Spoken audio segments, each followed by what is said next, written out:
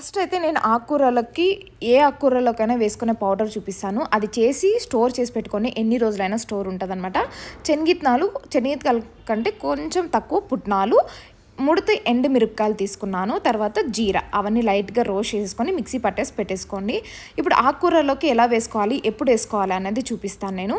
Oil వేసుకొని normal పోపు వేసేసుకున్నాను. Green chilli ఒక 4 చిన్నగా ఆనియన్స్, గార్లిక్. ఎప్పుడైనా ఆకుకూరలోకి మీరు గార్లిక్ని ప్రిఫర్ చేయండి, టేస్ట్ బాగుంటుంది అండ్ హెల్త్ కూడా చాలా మంచిది అనమాట. అవి కొంచెం ఫ్రై అయిపోయిన తర్వాత నేను తోటకూరని తీసుకున్నాను. ఉప్పు పసుపు వేసేసి జస్ట్ మూత పెట్టేసా. అది మగ్గిపోతుంది కదా, దాంట్లో ఉన్న వాటర్ అంతా వచ్చేస్తుంది.